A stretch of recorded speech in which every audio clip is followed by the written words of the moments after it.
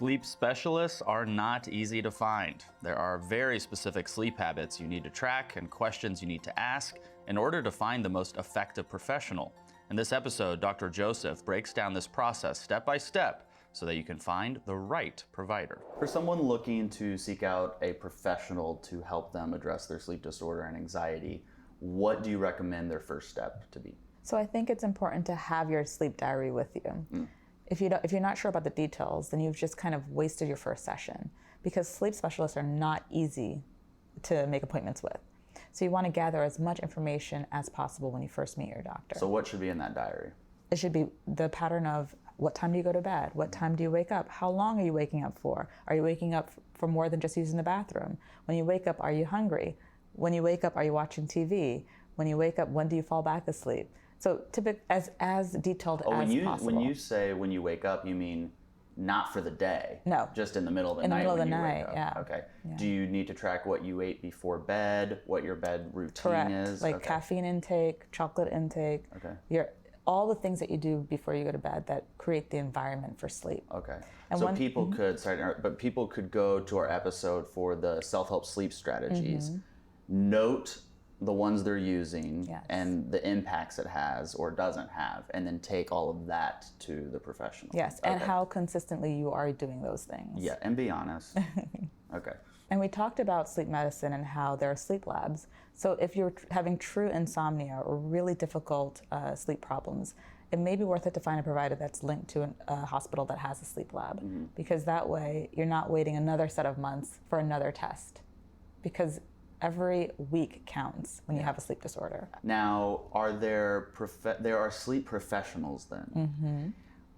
Are you a sleep professional? I'm a psychiatrist, so I do treat sleep associated with mental health issues. Right. However, we talked about that percentage of people who have true insomnia and no mental health issues. Right. So if you have a true sleep disorder that is not connected to a mental health issue, then you really should be seeing a sleep specialist. And then if you are experiencing symptoms of depression or anxiety, then you need to see a psychiatrist. Yes. In fact, the sleep medicine docs will send you right over to you. Okay, correct. You'll go to a Dr. Joseph. Okay. When would you determine, hey, you need to go into the hospital for a sleep test?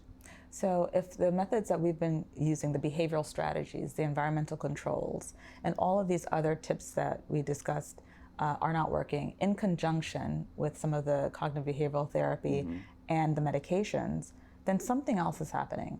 And typically when someone comes in to me and they're having sleep problems tied to anxiety, I'm going to treat the anxiety first. Or they're having depression or bipolar disorder, I'm going to treat these things first, because these are clear things that I can do something about. However, if your mood is improving, your anxiety is improving, your depression's improved, and you're still struggling with sleep, there's something else happening. So sometimes I'll send someone for blood work and I'll see if their thyroid is working.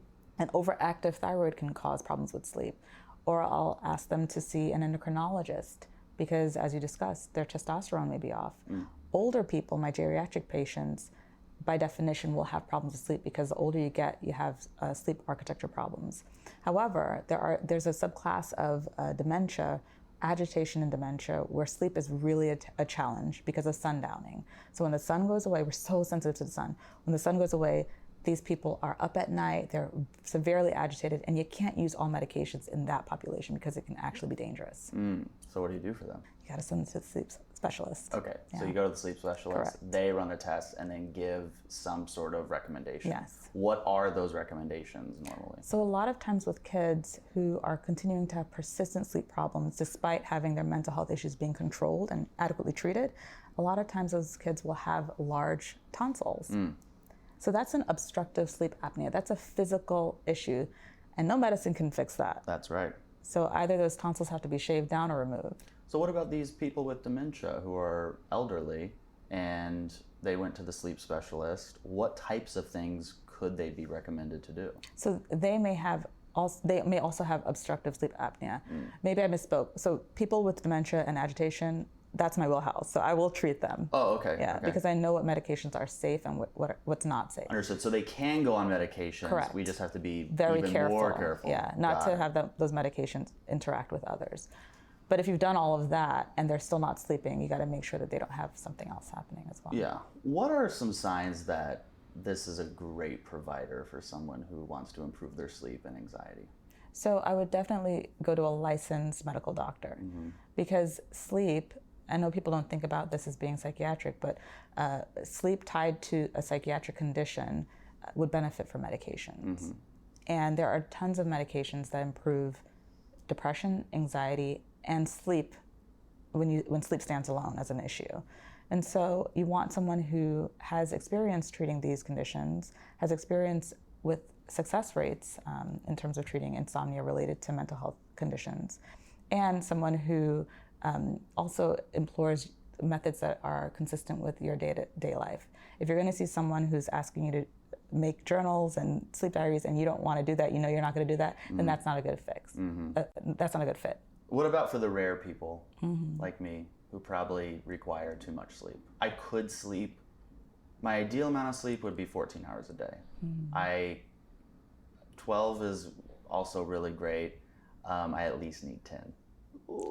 I mean, this is the way of life for a lot of people. Not everyone has the same circadian rhythm.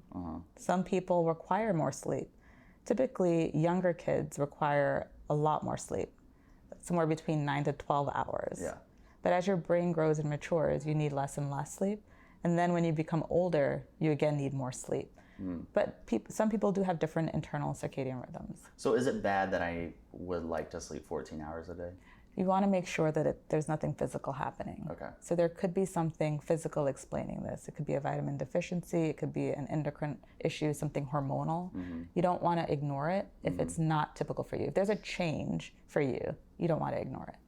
Before I decide to meet with my new provider, what questions should I ask them? So you want to ask them, do they treat sleep disorders? Do they treat mental health issues connected to sleep disorders? What ages do they treat? Because someone who's can treat children can't necessarily treat all children, right? There are younger children and they have different needs, and there are teens. Some people feel more comfortable treating teenagers. You want to ask them if they're comfortable treating geriatric patients, like we discussed. And then what are their success rates? What are the methods that they use? What do you do when your methods don't work? Is there another option? So I think you have to ask people. Most of the people that come to see me here in New York, they're so well informed. They're like, I read this study, and what do you think of that study? And this one, I'm like, oh, thank you. I love that you said that. Most doctors I talk to do not say the people that come to them are all well informed. I am like surrounded by office buildings. So they are taking... I have some great patients. That's good. But there were times when I didn't work in places like this, and people did not ask questions. They were just like, give me the first thing that works. I just want to be knocked out. And I would have to sit there and educate and say, no, because there are side effects to taking these medications. You can't take more than 1 or 2 tablets because some people will drive. They will drive, they will cook, they will do things they don't remember on these medications. That's one of the reasons I love MedCircle members so much, because MedCircle members are the people coming to your office. They take the education seriously. They want that knowledge because they know that if they have this knowledge, that first meeting with you is going to be so much more productive, and that saves them time and it saves them money, which we all want more time, we all want more money, so I like that. And most of my clients Google. They're like, I read about you, I saw you did this, I see that you do research here, so it's great. Of course. In terms of a person trying to support somebody with a sleep disorder or anxiety, what are some tips that you have for them? So I think you have to realize that sometimes this is not just medical. We were talking about how sleep is not really viewed as a psychiatric illness. And so when you see sleep tied to something that's mental health related, you want to be compassionate and empathic, right? So if someone is depressed and they're not sleeping enough, then you want to hear them out and understand where they are. Because not sleeping also drives up suicide rates in depressed patients and people with bipolar disorder. That makes sense. Well, we've covered a lot today on sleep disorders and anxiety, and I'm sure that in due time there will be even more information available, and we'll bring that to our members. But what have we not addressed about this topic that we need to be addressing? Well, I think you can't ever overemphasize the danger in self-medicating. And I know we talked about it, but I just want to drive that home. Drive it, yeah. It's so important not to self-medicate. Mm-hmm.